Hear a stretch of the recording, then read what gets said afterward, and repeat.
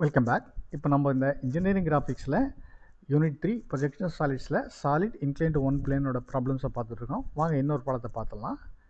Draw the projection of a cone. இப்போ solid வந்து cone, அதோட diameter 40, height 70, lying on the ground on one of its base point. திருப்பின பிறகு base point 1 மட்டும் ஹெச்பியில் இருக்குது, கிரவுண்டில் இருக்குன்னா ஹெச்பியில் இருக்குது, with a generator perpendicular to HP. போன ப்ராப்ளத்துக்கும் இந்த ப்ராப்ளத்துக்கும் ஒரு வித்தியாசம் தான். போன ப்ராப்ளத்தில் ஒரு ஜென்ரேட்டர் கம்ப்ளீட்லி ஆன் ஹெச்பின்னு இருந்தது. இந்த ப்ராப்ளத்தில் அந்த ஜென்ரேட்டர் வந்து பர்பெண்டிகுலர் டு ஹெச்பி இருக்குது. இது ஒன்று தான் வித்தியாசம். அதர்வைஸ் ரெண்டுமே ப்ரொசீஜரலாக ரெண்டும் ஒன்று தான். ஸோ அதனால் இனிஷியலாக டாப் வியூ வரைஞ்சிடலாம். வாங்க டாப் வியூவில் பேஸ் சர்க்கிள் வரைஞ்சிடலாம். ஸோ XY பேஸ் சர்க்கிள் வரைஞ்சிடறோம். டயமீட்டர் 14 கொடுத்துருக்கு, வரைஞ்சாச்சு. தென் 8 டிவைட் பண்ணி 8 டிவைட் பாயிண்ட்லேருந்தும் ஆப்போசிட் பாயிண்ட்ஸில் கனெக்ட் பண்ணால் நம்ம 8 ஸ்லாண்ட் ஜென்ரேட்டரும் காமிச்சாச்சு, ஜென்ரேட்டர்ஸ் காமிச்சாச்சு. இது கோன்றதால அபெக்ஸ் ஓனையும் மார்க் பண்ணிட்டோம்.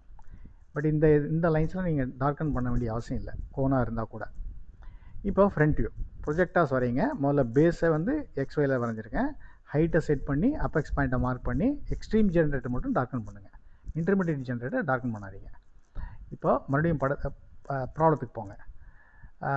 It is lying on ground on one of its base points with a generator perpendicular to HP, with a generator perpendicular to HP அப்படின்னு கொடுத்துருக்கு.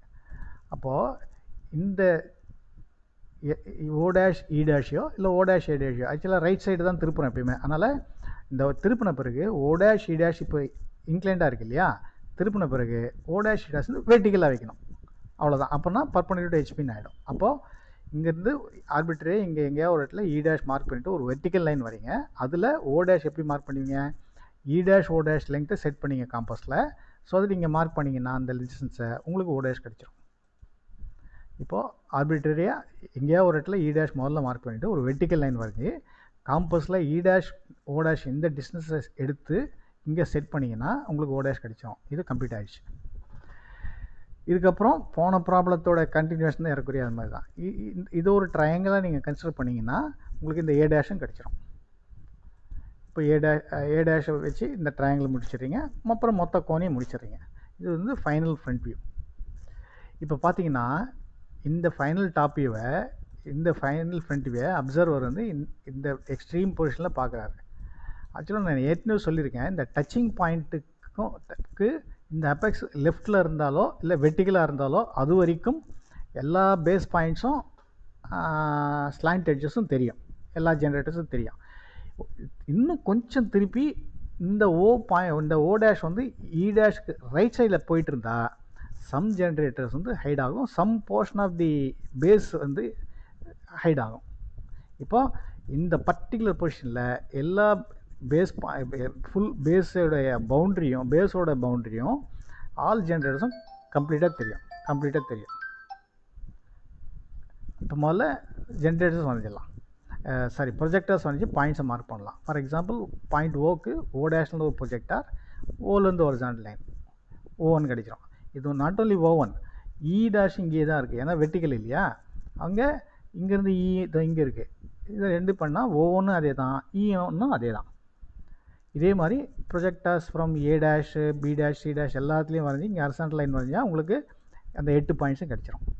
இப்போது நான் ஏற்கனவே சொன்னேன், இந்த பர்டிகுலர் பொசிஷனில் ஃபுல் பேஸ் தெரியும், அதனால் பேஸ் சர்க்கிள் முதல்ல வரைஞ்சிருங்க.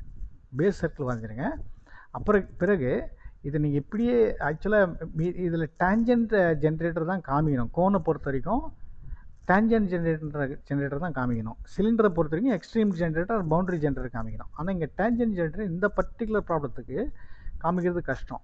அதனால் என்ன பண்ணலான்னா, இந்த 8 ஜென்ரேட்டர் இருக்கு இல்லையா, OA OB OC இருக்கு இல்லையா, அதை 2H பென்சிலில் தின் லைனில் காமிச்சிருங்க.